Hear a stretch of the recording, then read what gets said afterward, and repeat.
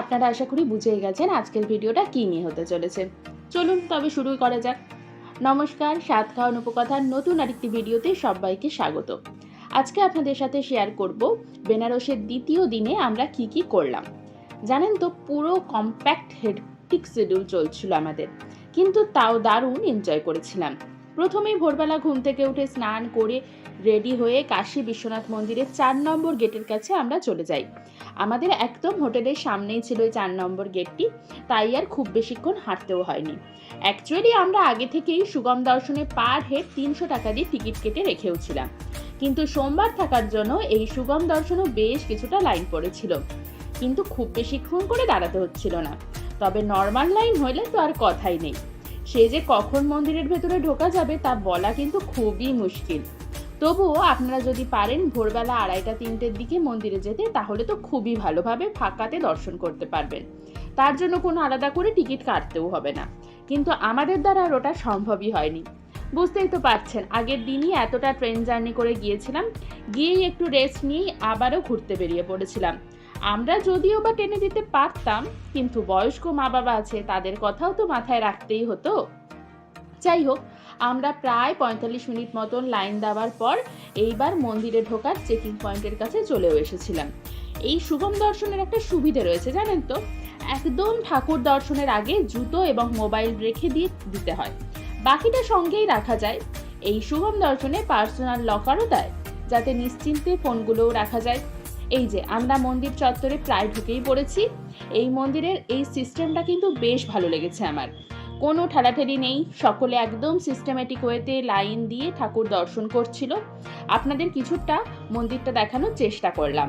আর এটি হলো মন্দিরে ঢোকার একদম সামনের জায়গা, যেখানে অনেকে গান বাজনা করছিল, এমনিও কিছুজন বসে টাইম স্পেন্ড করছিল। আমরাও সেখানে কিছু ফটো তুলে নিই। পুজো দিয়ে কেমন লাগলো? ভালো লাগলো, দারুণ আনন্দ করলাম। ভালো লাগলো পুজো দিয়ে? আমার তো সবই ভালো, যেখানেই পূজা হবে সেখানেই ভালো, যেখানেই মহাদেব আছে বেনারস কেমন লাগছে? বেনারস ভালো লাগছে, এমনি পরিবেশটা আজকে কাশী বিশ্বনাথ মন্দিরের বাংলা। বাট কালকে কালভৈরব মন্দিরে গেছিলাম, কালভৈরব মন্দিরে যে লাইন আর যে ট্রাফিক, সেই ট্রাফিকের তুলনায় কাশী বিশ্বনাথ মন্দিরে ভালো।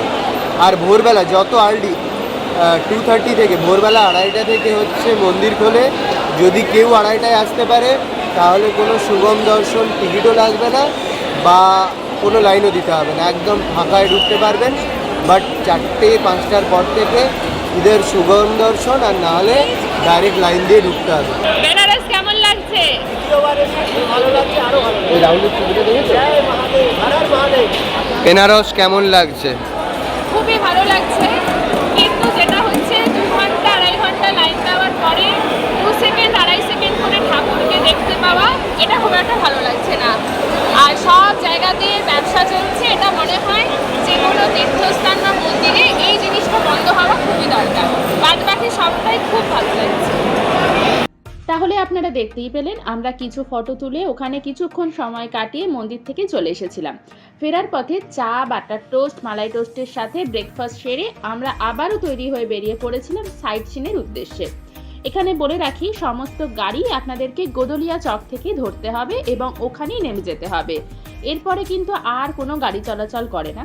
তাও ভোরবেলার দিকে কিছুটা হয়, আসলে এতটাই জ্যাম হয় যার জন্য এরকম ব্যবস্থা করা আছে। তো আমরা একটা সাইট সিনের জন্য অটো বুক করে বেরিয়ে পড়েছিলাম। প্রথমেই চলে গেছিলাম ইস্কন মন্দিরে। অ্যাকচুয়ালি ওখানে দেখার প্রচুর জিনিস আছে, তবে বেশিরভাগটাই কিন্তু মন্দির রিলেটেড, কিন্তু সব ঘোরা আমাদের পক্ষে পসিবল ছিল না। তাই আমরা নিজেরা ঠিক করে নিয়েছিলাম কোনগুলো ঘুরবো, সেই মতনই ঘুরেছিলাম।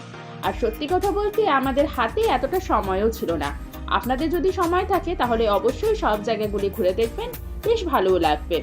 আমরা সেদিনে যেগুলো ঘুরেছিলাম, এই যে প্রথমেই গিয়েছিলাম ইস্কন মন্দির, তারপরে দুর্গা মন্দির, রামনগর ফোর্ট, বেনারস হিন্দু ইউনিভার্সিটি, সংকটমোচন হনুমান মন্দির।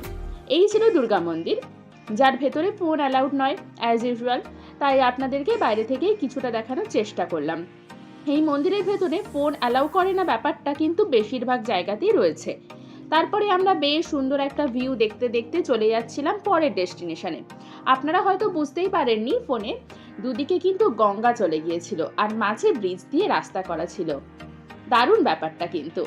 এই যে আমরা পৌঁছে গিয়েছিলাম রামনগর ফোর্টে, যার ভিতরেও ফোন অ্যালাউড নয়, তাই ভেতরে কি কি রয়েছে তা আপনাদের দেখাতে পারলাম না।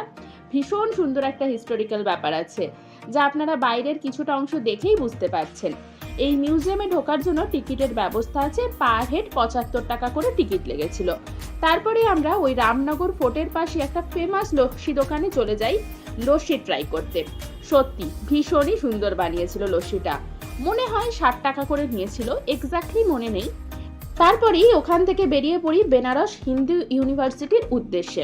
এই জায়গাটা নিয়ে তো আমার আর কিছু বলারই নেই, আপনারা সবটাই জানেন এরকম একটা ফেমাস ইউনিভার্সিটির ব্যাপারে।